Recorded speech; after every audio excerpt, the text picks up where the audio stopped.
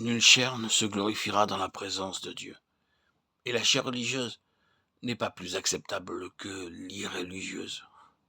Beaucoup s'efforcent d'atteindre un niveau de satisfaction spirituelle ou de faire le service de Dieu avec les ressources de leur intellect, de leur volonté, de leurs sentiments, de leur raison, de leur énergie, de leur passion.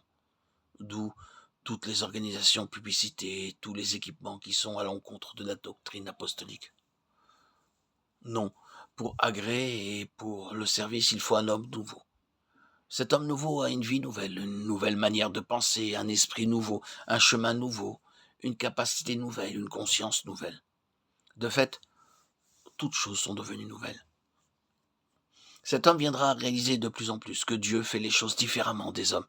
Oui, et quelles choses différentes Dieu fait? Les objectifs de Dieu, les méthodes de Dieu, les moyens employés par Dieu, l'heure de Dieu sont une éducation et souvent une discipline pour cet homme en Christ, jusqu'à ce que le vieil homme soit bien crucifié. Les voies de Dieu, ses moyens, son heure et ses objectifs sont pour lui une épreuve douloureuse et soit il se révoltera et abandonnera, soit il descendra dans les profondeurs voulues par Dieu. Mais en tout cas, il sera amené à voir que dans l'intention de Dieu, lui, l'homme naturel, doit aller à la croix, ou d'une manière concluante, Dieu l'a mis en Jésus, l'homme représentatif, le Christ. Le toucher de l'homme naturel sur les choses de l'esprit amène mort et désolation.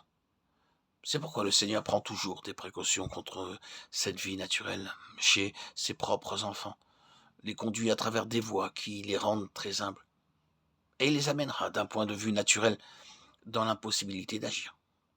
Dieu mit une écharpe dans la chair de Paul par précaution contre le soulèvement de sa vie d'âme dans l'exaltation, de sorte qu'il ne puisse y avoir plus tard aucune interruption, mais plutôt un accroissement d'utilité spirituelle.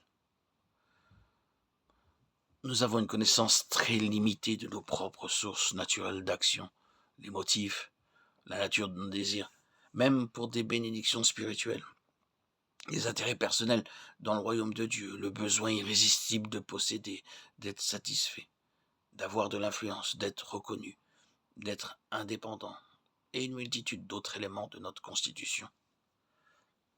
Le Seigneur sait combien toutes nos sources de vie et d'expression sont empoisonnées et corrompues. Il ne nous conduira pas dans une introspection ou une auto-analyse, mais il nous fera savoir quel est son propre verdict sur l'homme naturel. Il nous demandera d'accepter les exigences divines, c'est-à-dire qu'il soit crucifié. Lorsque par la foi dans sa parole et son jugement nous acceptons ainsi la croix, il commence alors à opérer cette mort en nous. Et nous comprenons de plus en plus qu'elle est nécessaire. Alors nous refusons de marcher autrement que dans l'esprit, en nous appuyant sur le fait que Dieu nous a crucifiés en Christ. J'ai été crucifié avec Christ, ce n'est plus moi qui vis, c'est Christ qui vit en moi, Galates 2:20. De même que dans l'Ancien Testament, l'huile sainte d'onction, ne devait pas être appliquée sur la chair de l'homme. De même, dans ce temps du régime de l'Esprit, le Saint-Esprit, symbolisé ici par l'huile, ne sera jamais autorisé à venir sur la chair non crucifiée. Le calvaire précède la Pentecôte dans l'histoire et dans l'expérience. Une vraie révélation de l'inutilité de l'homme naturel aux yeux de Dieu a toujours été un prélude nécessaire pour l'onction en vue du service.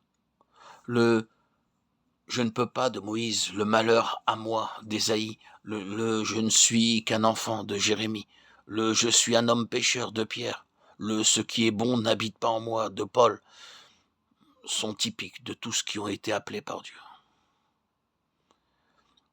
Ces expressions résultent de l'application dans leur vie de la vraie signification de la croix. Et cependant, ils étaient des enthousiastes religieux, dévoués à Dieu dans leur âme. C'est toujours l'amour de Dieu qui conduit sur le chemin du calvaire, quoique la coupe puisse être amère, quand l'âme, pas l'esprit, est déversée dans la mort. Car c'est seulement de cette manière que notre vie peut s'affranchir des limitations du naturel pour entrer dans les dimensions universelles du spirituel.